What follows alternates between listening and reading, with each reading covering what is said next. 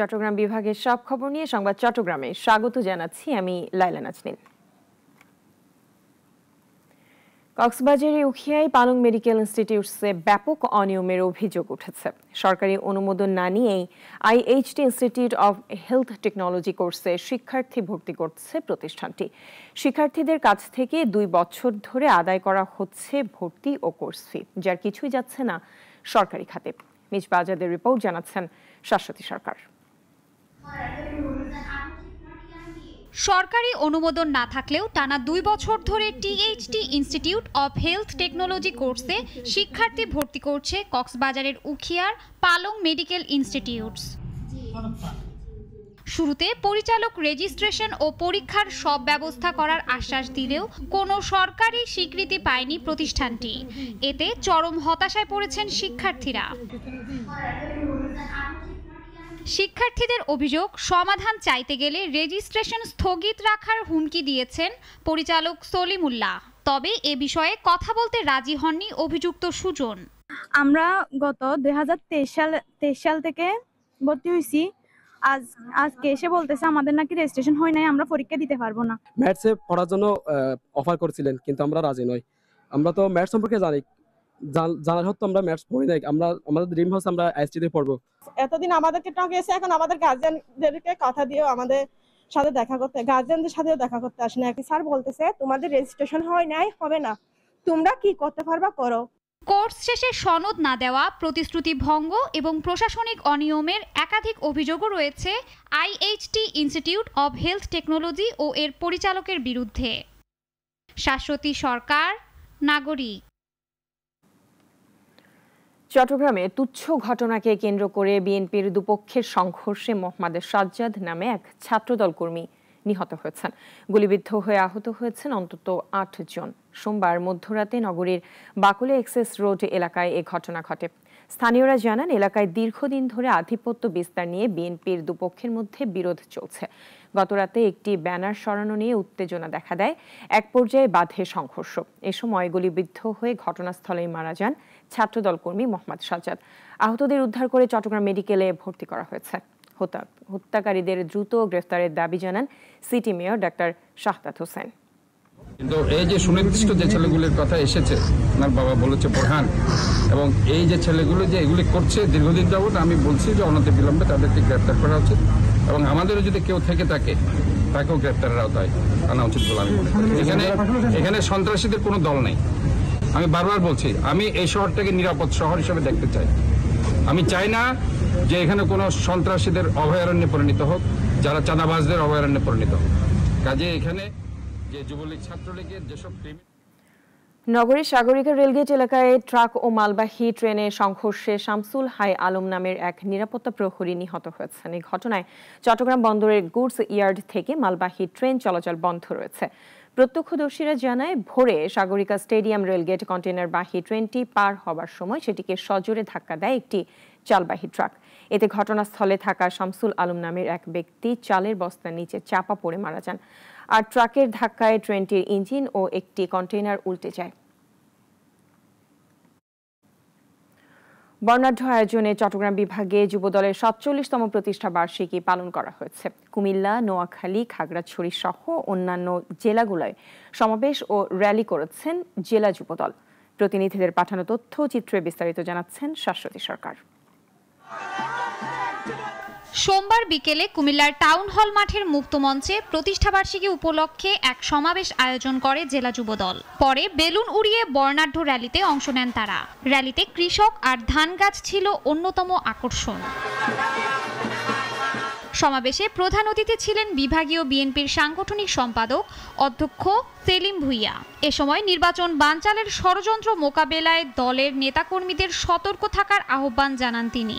জেলার বিভিন্ন উপজেলা ও মহানগরের 27টি ওয়ার্ড থেকে বিপুল সংখ্যক নেতাকর্মীরা এ সময় উপস্থিত ছিলেন। নোয়াখালীতে জেলা শহীদ মিনার প্রাঙ্গণে 47তম প্রতিষ্ঠাবার্ষিকী পালনে সমাবেশ করে জেলা যুবদল। এরপর প্রধান সড়কে এক বর্ণাঢ্য শোভাযাত্রা বের করেন তারা। এ সময় বেগম খালেদা জিয়া সাজে কিশোরী ও বাংলাদেশের মানচিত্রে বিএনপির তরুণ আকৃতির শোভাযাত্রা শহর জুড়ে সকলের নজর কাড়ে। সমাবেশে প্রধান অতিথির বক্তব্যে একটি অদৃশ্য শক্তির বিরুদ্ধে যুদ্ধ করতে হবে বলে মন্তব্য করেন বিএনপির ভাইস চেয়ারম্যান বরকতুল্লাহ বুলু। অদৃশ্য শক্তির বিরুদ্ধে যুদ্ধ করতে হবে আমাদেরকে। আমাদের প্রিয়জনেরা বলেছেন যে অদৃশ্য শক্তি আজকে দৃশ্যমান হচ্ছে, তার পাশাপাশি আরো অনেকগুলো অদৃশ্য শক্তি একবার রয়ে গেছে। আমরা যদি সঠিকভাবে আমাদের দায়িত্ব পালন না করতে পারি, আমরা যদি ঐক্যবদ্ধ প্রয়াস না করতে পারি, তাহলে আমাদের জন্য আর ভবিষ্যতে কঠিন দিন অপেক্ষা করছে। এদিকে পার্বত্য জেলা খাগড়াছড়িতেও নানা আনুষ্ঠানিকতার মধ্য দিয়ে পালিত হয়েছে জাতীয়তাবাদী যুবদলের ৪৭তম প্রতিষ্ঠাবার্ষিকী। জেলা শহরের চেঙ্গি স্কোয়ার থেকে বর্ণাঢ্য শোভাযাত্রা বের করে বিভিন্ন সড়ক প্রদক্ষিণ করে জিয়া মূর্তিতে ফুল দিয়ে শ্রদ্ধা জানান জেলার নেতাকর্মীরা। শাশ্বতী সরকার, নাগরিক। কক্সবাজারের টেকনাফের করাচিপাড়ার গহীন পাহাড়ে ৩ ঘন্টার অভিযানে মালয়েশিয়া পাচারের উদ্দেশ্যে অপহৃত এক বাংলাদেশি ও ২২ রোহিঙ্গাকে উদ্ধার করেছে র্যাব। উদ্ধার হওয়া ব্যক্তিরা জানান, মুক্তিপণ না পেয়ে তাদের মারধর, সিগারেট দিয়ে পোড়ানো সহ নানা নির্যাতন করা হতো। ঘটনার সাথে জড়িত ৯ পাচারকারীর নাম শনাক্ত করা হয়েছে। টেকনাফ মডেল থানায় মানব পাচার আইনে তাদের বিরুদ্ধে মামলা দায়ের করা হয়েছে। চট্টগ্রাম সিটি কর্পোরেশনের বাণিজ্যিক হোল্ডিং ট্যাক্সের সংগ্রহ ব্যবস্থাকে সম্পূর্ণ ডিজিটাল করার লক্ষ্যে একটি সমঝোতা চুক্তি সই হয়েছে। সোমবার চট্টগ্রাম সিটি কর্পোরেশন এবং বি ট্রাক সলিউশনস ও মাইলেজের মধ্যে এ চুক্তি স্বাক্ষরিত হয়। অনুষ্ঠানে প্রধান অতিথির বক্তব্যে মেয়র ডাক্তার শাহাদাত হোসেন বলেন, প্রযুক্তি নির্ভর প্রশাসনে সময়ের দাবি। এতে রাজস্ব আয় যেমন বাড়বে, তেমনি কমে আসবে দুর্নীতি ও হয়রানি। এ সময় চট্টগ্রাম সিটি কর্পোরেশন এবং বি ট্রাক সলিউশনসের সংশ্লিষ্টরা উপস্থিত ছিলেন।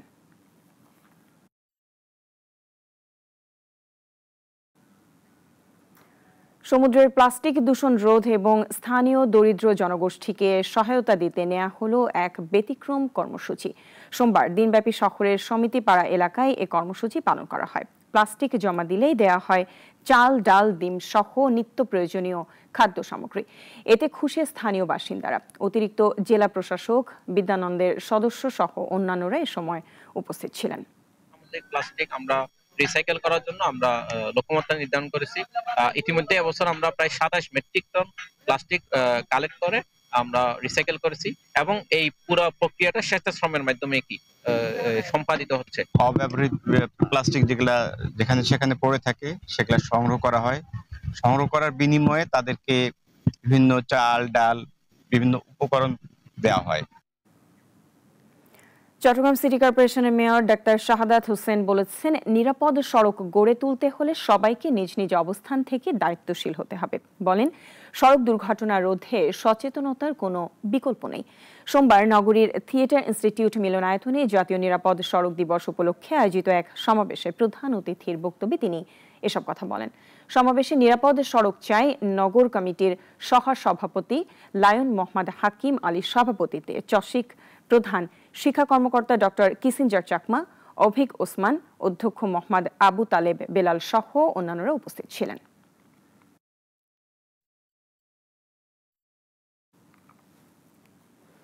সার্ক মানবাধিকার ফাউন্ডেশন চট্টগ্রাম বিভাগের আয়োজনে প্রাথমিক চিকিৎসা প্রশিক্ষণ কর্মশালা অনুষ্ঠিত হয়েছে। ফাউন্ডেশনের চট্টগ্রাম বিভাগের সাধারণ সম্পাদক জাফর ইকবালের সভাপতিত্বে এতে অতিথি ছিলেন ফায়ার সার্ভিস সিভিল ডিফেন্সের চট্টগ্রামের সহকারী পরিচালক মোহাম্মদ আনোয়ার হোসেন, পিবিআই এএসপি আবু জাফর, মহানগর বিএনপির যুগ্ম আহ্বায়ক শফিকুর রহমান স্বপন সহ অন্যান্যরা এ সময় উপস্থিত ছিলেন।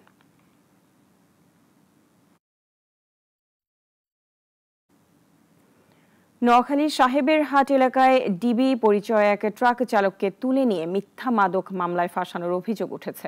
সোমবার দুপুরে এক সম্মেলনে ভুক্তভোগীর পরিবার জানায়, বৃহস্পতিবার সন্ধ্যায় ৪ জন ব্যক্তি ডিবি পুলিশ পরিচয়ে আনোয়ার হোসেনকে মারধর করে তুলে নিয়ে যায়। পরিবারের সদস্যদেরকেও মামলার হুমকি দেয় পুলিশ। স্থানীয় বিরোধের জেরে তাকে ফাঁসানো হচ্ছে বলে দাবি পরিবারের। গ্রেফতারকৃতর নিঃশর্ত মুক্তি দাবি করেন তারা।